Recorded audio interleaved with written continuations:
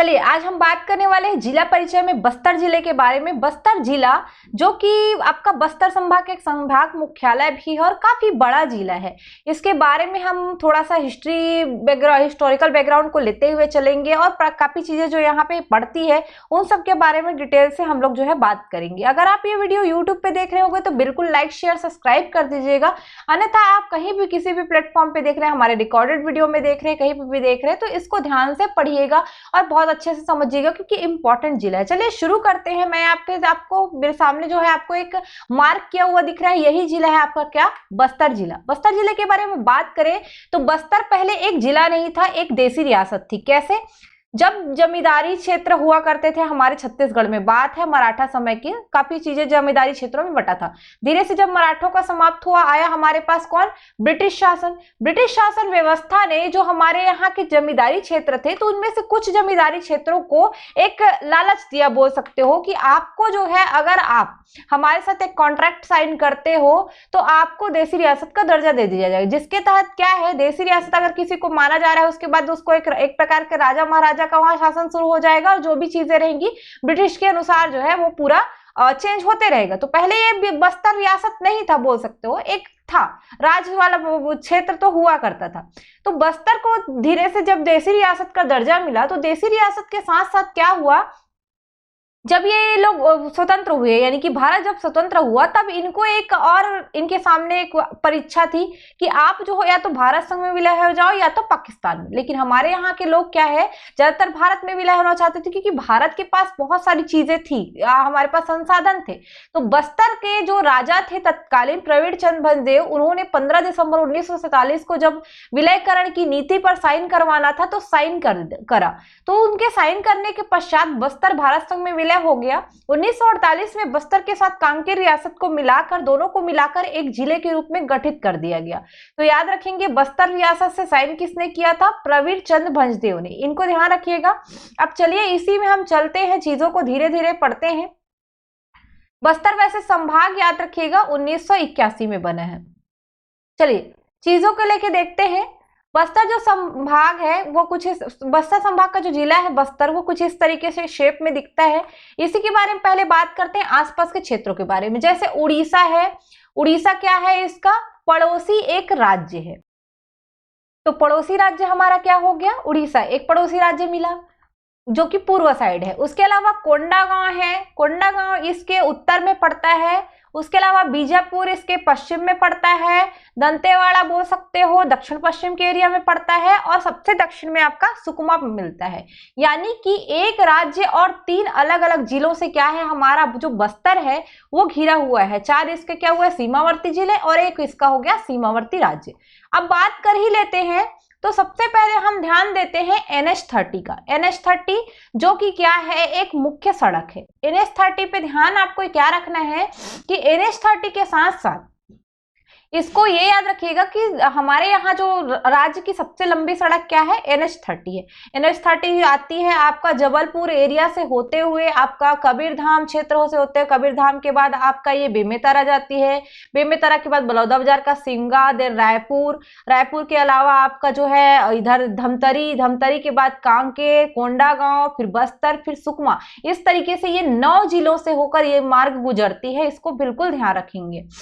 उसके बाद इसमें आपको तहसीलें मिलेंगी, तहसीलें देख लेते हैं। पहले 7 तहसील को देखेंगे जो पुराने थे, बकावन, जगदलपुर, दरभा। उसके अलावा एक और सड़क ले लेते हैं, इस पर दर्शा देते हैं NH63 जो कोरापुट से आती है आपका, इस पर देख लेते हैं तोकापाल, बास्तानार। उसके अलावा और 2 तहसील लोहंडीगुड़ा और बस्तर। ये आपके कितने हो गए, 7 तहसील। बस्तर से भानपुरी और जगदलपुर से नानगुर, ये 2 नए तहसील है जो अब जो है गठित हो गए। तो इनको भी हम जो है देखेंगे, इसको मैं लास्ट में डाल दी हूं ताकि आपको एक वो रहे, पता रहे कि नया तहसील जो है कौन सा बना है। तो ये पुराने तहसील है। बस्तर से ये जो बस्तर है इससे अलग होगा भानपुरी और जगदलपुर से क्या अलग होगा, नानगुर। ये 2 नए जो है आपका तहसील बनेंगे। तो इसको मैं आपको लास्ट में बताऊंगी कैसे क्या होगा इसका। चलिए चीजों को पहले देखते हैं। तो पहले अब बात कर लेते हैं प्राकृतिक चीजों की, जिसमें कालाहांडी को पकड़ते हैं। कालाहांडी उड़ीसा का क्षेत्र है, जहां पर क्या है, यहाँ पर एक पहाड़ी है जहां से निकलती है हमारी इंद्रावती नदी। इस इंद्रावती नदी की बात करें तो इंद्रावती नदी जो है हमारे यहाँ 3 जिलों से जाती है, जिसमें बस्तर, दंतेवाड़ा, देन बीजापुर है। बीजापुर में जो है आपका भोपालपट्टनम के समीप जो है भद्रकाली पे ये जो है गोदावरी नदी पे विसर्जित हो जाती है। 264 किलोमीटर की इसकी टोटल लंबाई है। मंदाकिनी इसका प्राचीन नाम है। इस प्रकार ये गोदावरी अपवाह तंत्र का हमारा बस्तर क्या है, हिस्सा है। उसके अलावा इस पे याद रखिएगा चित्रकूट जलप्रपात है, जो कि लगभग 90 फीट की ऊंचाई से गिरता है और 1200 फीट की इसकी चौड़ाई बरसात के दिनों में हो जाती है। छत्तीसगढ़ का न्यागरा के नाम से प्रसिद्ध है, इसको याद रखिएगा। भारत का न्यागरा भी इसको बोला जाता है। और चित्रकूट जलप्रपात बहुत ही सुंदर है और काफी ज्यादा यहाँ पे पर्यटन की दृष्टि से इंपॉर्टेंट ये जगह है। उसके अलावा इसी भी एरिया में जो है कोसार टेढ़ा परियोजना भी इंद्रावती पे आपको मिल जाएगी। बात करें इंद्रावती की सहायक नदियों की तो कोंडागांव से बोर्डिंग आती है।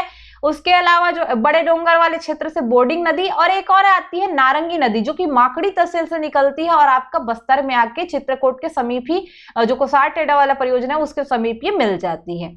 उसके अलावा इस पर आपको मेदनी घूमर, तांबड़ा घूमर, इस तरीके से जलप्रपात वगैरह भी मिलेगा। इंद्रावती के पर ही आपको लगभग दिख जाता है। उसके अलावा कोरापुट क्षेत्र, तो कोरापुट ये भी उड़ीसा का पहाड़ी क्षेत्र है। इस पे पहाड़ी में याद रखिएगा सिंकराम पर्वत, कोरापुट का सिंकराम पर्वत, जहां पर सबरी नदी का जो है उद्गम होता है। सबरी नदी 173 किलोमीटर की लंबाई है इसकी। इसको कोलाब नदी भी कहा जाता है। इसके जो रेत है उस पे सोने के कण पाए जाते हैं। सबरी नदी अभी हमारे यहाँ गोदावरी में जो है जाकर मिल जाती है, कोंटा में कूनावरम वाला एरिया में जाके मिल जाती है। इस पर ही आपका हमारे यहाँ का एकमात्र जल मार्ग जो है आपका कोंटा से कूनावरम दक्षिण में मिलेगा। खैर वो बस्तर का हिस्सा नहीं है, पर आपको ध्यान रखना है।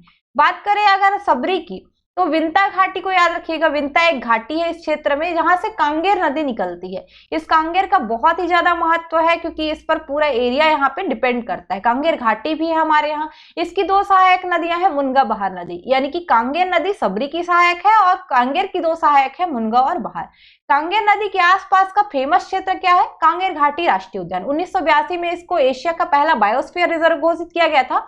200 वर्ग किलोमीटर के साथ ये राज्य का सबसे छोटा नेशनल पार्क है। पहाड़ी मैना के संरक्षण के लिए फेमस है। इस जगह पे आपको सबसे बड़ा मिलेगा जो फेमस जगह, वो है कुटुमसर गुफा। कुटुमसर गुफा डॉक्टर शंकर तिवारी द्वारा खोजा गया था। इस गुफा को ही देखने कांगेर घाटी लोग जाते हैं क्योंकि कांगेर घाटी में ज्यादातर चीजें आपको नहीं दिखाई देगी। कुटुमसर अगर आपको जाना है तो आप जो है 6 बजे सुबह से 3:30 बजे तक ये तभी खुला रहता है, उसके बाद आपको अंदर नहीं ले जाया जाता। कुटुमसर गुफा काफी लगभग 310 जो है मीटर और जो है लंबाई है इसकी, काफी ऊंची, इस पे काफी बड़ी गुफा है और नए गुफा 450 मीटर की लगभग और गुफा इस पे खोजी जा चुकी है। तो इसको ध्यान रखिएगा। 1900 के आसपास इसको आदिवासियों ने खोजा था। बाद में 1951 से 1958 के बीच डॉक्टर शंकर तिवारी ने इस पर रिसर्च किया और इसको प्रकाशित किया। तो कुटुमसर गुफा फेमस है। स्टेलेक्माइट और स्टेलेक्ट्राइट संरचना इस पर बनती है। ऊपर से नीचे जो बनती है स्टेलेक्ट्राइट कहते हैं और नीचे से ऊपर जो चूने की जो संरचना बनती है उसको स्टेलेग्माइट कहा जाता है। उसके अलावा इस एरिया में आपको भैंसा दरहा मिलेगा। ये उड़ीसा बॉर्डर में मिलता है। ये कांगेर घाटी का पार्ट नहीं है, इसको ध्यान रखिएगा। मुनगा बहार नदी पे एक और चीज फेमस है जो है तीरथगढ़ जलप्रपात। हमारे शॉर्ट्स वगैरह में आप देखते होंगे तीरथगढ़ जलप्रपात को। बहुत ही ज्यादा सुंदर ये जलप्रपात है। वैसे तो हमारे यहाँ छत्तीसगढ़ में याद रखिएगा जलप्रपातों की कमी नहीं है बस्तर में, पर तीरथगढ़ जलप्रपात हमारे यहाँ का सबसे ऊंचा जलप्रपात माना जाता है। इसको आप बिल्कुल ध्यान रखिएगा। तीरथगढ़ जलप्रपात का आपको जो फेमस चीज है इसमें दो मतलब काफी लेयर में ये जो है धारा के ऊपर जो है ये बहती है, तो बहुत ही सुंदर ये प्रतीत होता है। तो इसको आपको ध्यान रखना है। बात इसकी ऊंचाई की करें तो लगभग 300 फीट से गिरता है अलग अलग लेयर में। बरसात के दिनों में इसकी खूबसूरती 4 चांद लगा देती है इस एरिया में। उसके अलावा आप थोड़ा सा और देख लेते हैं। ऊपर आप देख रहे हैं परचमपाल, ये सूकर प्रजनन केंद्र है, यानी कि पशु प्रजनन से रिलेटेड है। सूकर यानी कि सुअर प्रजनन का केंद्र है। डिलमिली, बुचकी, हुंगा, माड़िया का एक काष्ठ मृतक की स्तंभ है जो कि माड़िया नायकों की जीवनी से संबंधित है। तो ये डिलमिली है, आपका केंद्र संरक्षित स्मारक में आता है डिलमिली, ध्यान रखिएगा। उसके अलावा घूमड़पाल, घूमड़पाल में एक प्रसिद्ध शिव मंदिर है जो कि बहुत ज्यादा फेमस है। उसके अलावा केसरपाल, केसरपाल में उमा महेश्वर की एक प्रतिमा मिली हुई है। ये भी प्राचीन यहाँ पे भग्नावशेष मिला हुआ है जो जगदलपुर एरिया में आता है। उसके अलावा नारायणपुर भी जगदलपुर एरिया में ही आता है। नारायणपाल चित्रकूट के समीप ही है। यहाँ पर जो है सोमेश्वर देव जो छिंदक नाग वंश के थे, उनकी माता थी गुंड महादेवी, उन्होंने एक विष्णु का मंदिर बनवाया। तो इसमें याद रखिएगा विष्णु और भद्रकाली मंदिर। तो नारायणपाल में एक मंदिर है विष्णु का, ये मंदिर जो है आपको लॉक दिखेगा, और जो जगह है वहां पे विष्णु का कोई मूर्ति वूर्ति नहीं दिखता है, एक जगह दिखती है जहां ताला लगा होता है, वहीं पे पूजा पाठ होती है। ये भी आपका केंद्र संरक्षित स्मारक में है। इस एरिया में पूरे बस्तर संभाग में एकमात्र ये विष्णु का मंदिर है, तो इसको भी ध्यान रखेंगे। उसके अलावा घुमड़ पारा ये एरिया चित्रकूट में एक फेमस जगह है छोटा सा। बात कर लेते हैं थोड़ा सा और आसना तारापुर जो आप देख रहे होंगे, आसना तारापुर है फेमस बॉक्साइट के लिए। तो आगे चल के मैं आपको और बता देती हूँ, और भी यहाँ पे मिलेगा। जैसे यहाँ पे बॉक्साइट है, वैसे ही तोकापाल में डायमंड यानी कि हीरा मिलता है, दरभा में अभ्रक मिलता है यानी कि माइका मिलता है। उसके अलावा तिरिया माचकोट करके है जीरा गांव, यहाँ पे तिरिया माचकोट जीरा गांव पे आपको याद रखना है, ये भी फेमस है डोलोमाइट के लिए। उसके अलावा चूना के लिए आपका बड़ांजी, उसके रायकोट है। उसके अलावा आपका मतलब काफी सारा और जो क्षेत्र है वो फेमस है, तो इसको भी ध्यान रखिएगा। पोतनार करके है, तो ये चूना के लिए प्रसिद्ध है। पोतनार, बड़ांजी, उसके अलावा जो है आपका रायकोट, ये सबको आपको चूना के साथ साथ याद रखना है, चूना में आपका काम पड़ेगा। माझी डोंगरी भी चूना के लिए है, चूना को आपको क्या बोलते हो, लाइमस्टोन, जिसको लिख देती हूँ। उसके अलावा आपका पोतनार भी बताया है मैंने, उसको भी लिख लीजिए। रायकोट, उसके अलावा बड़ांजी, इसको भी लिख लीजिए। उसके अलावा देवरापाल, चकपा ऐसा करके है, देवरापाल है और चकपा है, चपका या चकपा कहा जाता है, उसको भी देख लीजिएगा। ये सब जो चूना के साथ, माझी डोगरी के साथ, लाइमस्टोन के साथ याद रख लीजिएगा। तो लाइमस्टोन, बॉक्साइट, डायमंड, माइका, ये सारी चीजें जो है यहाँ पे मिलते हैं। डोलोमाइट भी फेमस है, किसके लिए, तिरिया माचकोट जीरा गांव, ये डोलोमाइट के लिए। तो ये सारी चीजें जो है आपको मिलेंगी किसमें, खनिज के संबंध में। और उसके अलावा नगरनार, जो ये जगह है नगरनार, ये स्टील प्लांट है, एक क्या है, स्टील प्लांट है नगरनार, इसको ध्यान रखिएगा। उसके अलावा मैं कुछ और जगह बता देती हूँ जो गुफाओं में है। तो कुटुम्बसर के साथ साथ आपको कैलाश गुफा याद रखना है, जो तुलसी डोंगरी की पहाड़ी पे मिलेगा। दंडक गुफा, शीत गुफा, देवगिरी गुफा, रानी गुफा, अरण्यक गुफा, अरगड़ गुफा को मंगलपुरी पहाड़ी पे माना जाता है, इसको भी ध्यान रखिएगा। उसके अलावा कांकेर करपड़ गुफा भी यहाँ पे देखने को मिलेगा। तो गुफाओं और जलप्रपातों का ये पूरा जो है जगह है। अब थोड़ा सा और बात कर लेते हैं जो दो तहसीलों की, एक भानपुरी और एक नानगुर। तो इन दोनों को आप बिल्कुल अच्छे से याद रखिएगा, ये नया तहसील है। उसके अलावा यहाँ का जो जिला मुख्यालय है जगदलपुर है, जगदलपुर में ही पूरी चीजें आपको मिलेगी। दंतेश्वरी मंदिर मिलेगा, पूरा राजमहल मिलेगा, ये पूरे जगदलपुर में मिलेगा। तो जगदलपुर, बस्तर और आपका जो कांगेर घाटी है, इसको मैं थोड़ा सा और डिटेल से बता दूं। वैसे तो बस्तर, जगदलपुर और चित्रकूट विधानसभा क्षेत्र में आते हैं। उसके अलावा बस्तर एक लोकसभा क्षेत्र है अपने आप में। माड़िया, धुरुआ, परजा जनजातियों से ये जो भूमि है वो परिपूर्ण है, बोल सकते हैं। 1017 यहाँ का लिंगानुपात है, लगभग 4000 वर्ग किलोमीटर इसका क्षेत्रफल है, 4029 कुछ इसका वर्ग किलोमीटर क्षेत्रफल में ये फैला हुआ है। जनजातियों की भूमि, साल वनों का द्वीप, काकती वंश की कर्म भूमि, अलग अलग नामों से जाना जाता है। बस्तर का जो जगदलपुर है वो तो अलग ही फेमस है। मुड़िया दरबार का नाम सुना होगा, जो कि आपकी बहुत ज्यादा यहाँ फेमस है। 75 दिन का दशहरा, दलपत सागर सबके लिए फेमस है। तो थोड़ा सा मैं आपको इसका डिटेल जो है कर देती हूँ। जैसे पहले बात करें जगदलपुर, चौराहों का शहर, टंकियों का शहर, हस्तशिल्प कॉम्प्लेक्स, वनपाल एकमात्र प्रशिक्षण विद्यालय है यहाँ, राज्य का दूसरा बड़ा वन वृत्त है। दंतेश्वरी माई एयरपोर्ट यहाँ पे मिलेगा। दलपत सागर जलाशय जो कि क्षेत्रफल वाइज सबसे बड़ा जलाशय है और छत्तीसगढ़ का।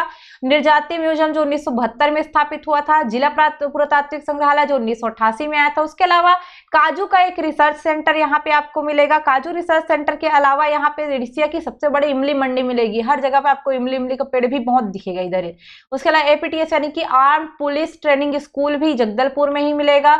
शूटिंग अकादमी, तीरंदाजी अकादमी, ये सब जो है प्रस्तावित है यहाँ पे।